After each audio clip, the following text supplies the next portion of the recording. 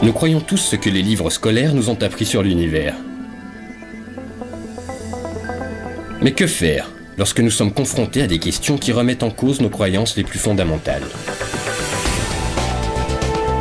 Des phénomènes inexpliqués. Une énigme qui défie la raison. Un mystère inattendu. Une seule rencontre avec ces phénomènes inexpliqués et c'est votre vie entière qui bascule. Un face-à-face avec les plus grandes énigmes de tous les temps. Un mystère impénétrable fait irruption dans votre vie et plus rien n'est comme avant.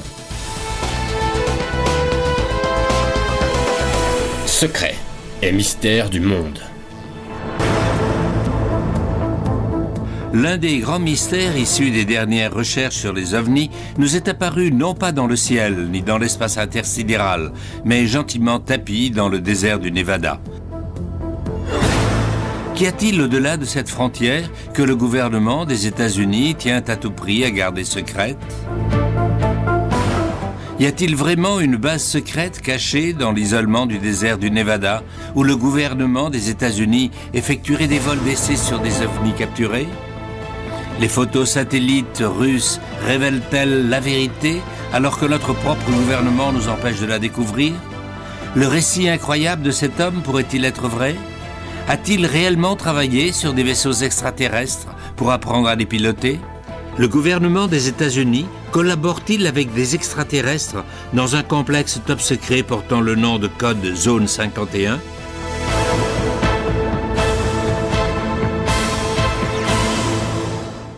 Les anciennes cartes géologiques identifient cette étendue par la seule référence de Zone 51.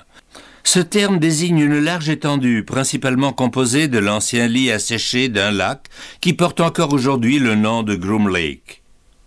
Ici, une base de recherche top secret est censée opérer jour et nuit, et même si le gouvernement persiste à laisser entendre qu'elle n'existe pas, des centaines de témoins oculaires et des dizaines de photographies aériennes attestent du contraire. Et si les rumeurs sont véridiques, cette installation abriterait l'un des secrets les plus extraordinaires et les mieux gardés de cette génération, voire de tous les temps. Le fait que ce complexe abrite des secrets d'État ne fait pas le moindre doute. Il suffit de consulter les cartes officielles émises par le gouvernement pour s'apercevoir que l'installation en question n'y existe même pas.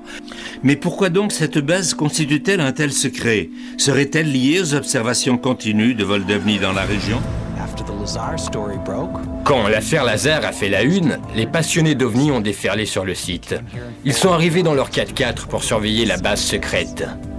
Dans une interview télévisée, Robert Lazar a soutenu avoir été employé de 1988 à 1989 dans une base encore plus secrète que celle de Groom Lake.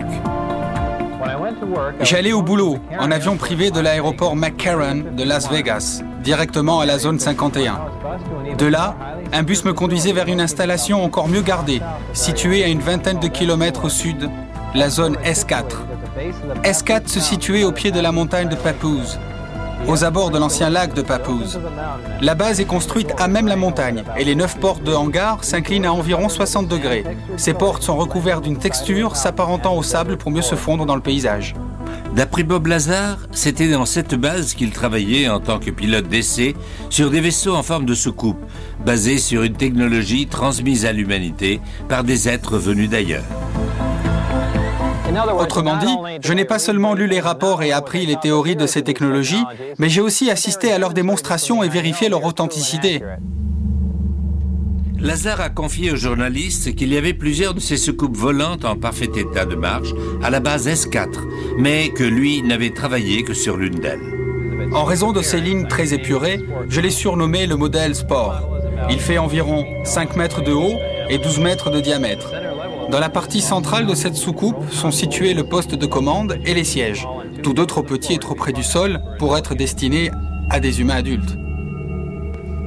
Selon Bob Lazar, le vaisseau serait équipé d'un réacteur anti-gravité ou d'un réacteur de gravité qui produit une vague de gravité.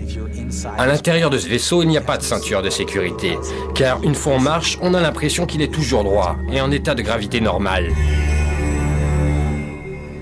Si l'on croit le récit de Bob Lazar, une telle conception n'appartiendrait pas au domaine de la fantaisie, mais serait une réalité, une preuve tangible que la Terre a été visitée par des êtres intelligents venus d'une autre planète.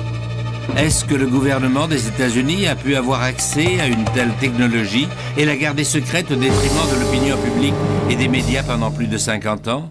Et s'il n'y a plus de secret, pourquoi le gouvernement prend-il des mesures aussi extraordinaires pour s'efforcer de maintenir cette base cachée?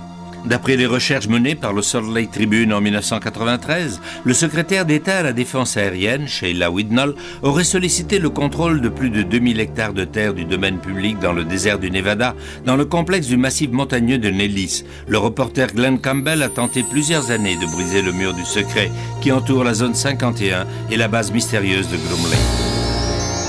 La zone 51 est juste une petite partie de l'une des zones secrètes les plus connues de la base aérienne de Nellis. Au-delà, il reste de vastes étendues désertiques. Jusqu'au début des années 80, il était encore possible de se rendre à Groom Lake en voiture pour observer la base de loin. C'était une base secrète, mais c'était un secret connu de tous. Au milieu des années 80, l'armée a réquisitionné un massif montagneux tout entier, le massif de Groom. À partir de ce moment-là, la base a cessé d'exister. Il n'en restait plus la moindre trace sur les cartes officielles du gouvernement. Et depuis ce jour, il refuse de faire la moindre allusion à cette base. Qu'y a-t-il dans cette base qui justifierait l'application de mesures aussi strictes?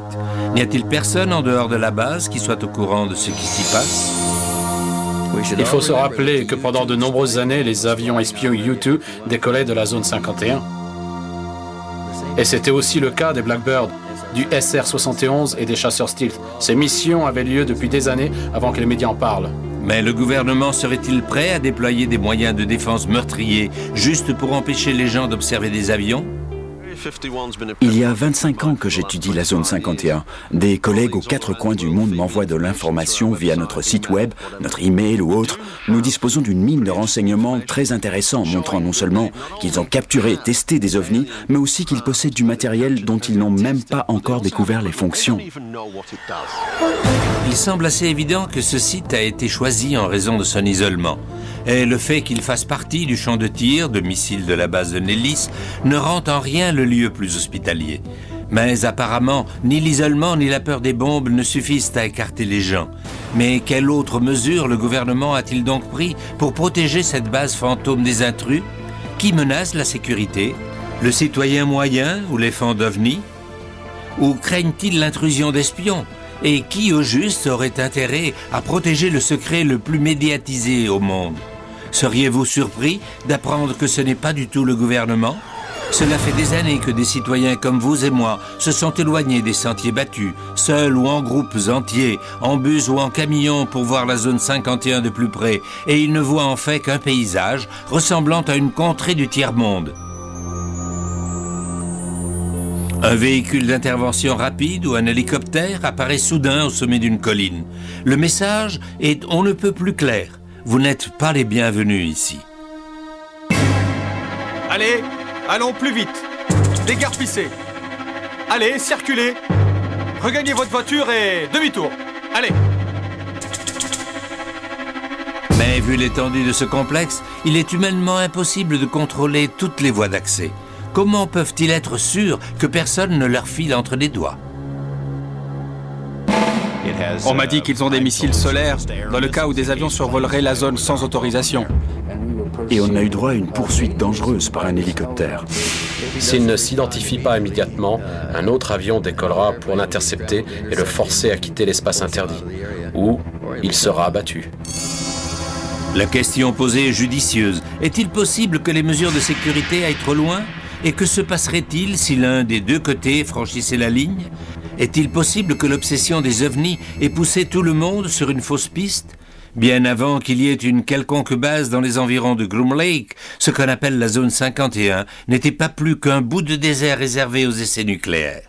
Il est possible que les gardiens de la zone 51 veuillent seulement protéger les gens des radiations résiduelles émanant du champ d'essai. Mais cet avis n'est pas partagé par Norio Hayakawa. Il a pu découvrir en personne les mesures de sécurité agressives déployées dans cette zone.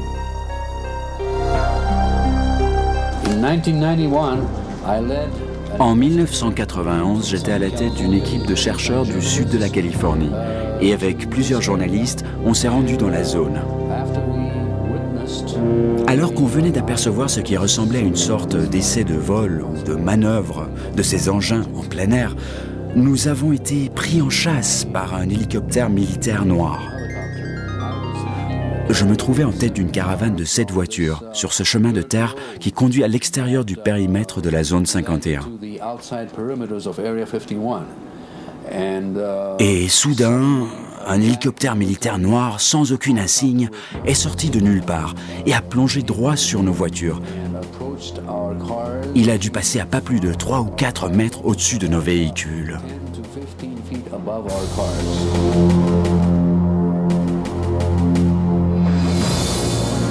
Et pourtant, si Norio Hayakawa et les gens qui l'accompagnaient avaient réellement pénétré dans un domaine militaire, n'auraient-ils pas été sommés, voire même arrêtés? Nous n'avons à aucun moment pénétré dans le domaine militaire. Nous nous trouvions à une bonne distance du domaine militaire. Nous étions dans un domaine public. Nous avions le droit de nous trouver sur un terrain de propriété publique. Pourtant, nous avons été traqués par cet hélicoptère. Ils ont mis nos vies en danger. Quoi qu'il se passe dans la zone 51, il est peu probable qu'on en écarte les gens pour les protéger des risques d'accidents ou des radiations atomiques. Le dispositif de sécurité vise plutôt à protéger ceux qui se trouvent à l'intérieur du complexe. Ils sont prêts à déployer tous les moyens nécessaires pour éloigner les curieux de cette zone, et même des abords du périmètre. S'il est vrai que les forces de sécurité de la zone 51 sont prêts à prendre en chasse des civils en territoire public à plus de 15 km du site, n'ont-ils pas oublié que cette base secrète est probablement encore mieux visible à partir du ciel?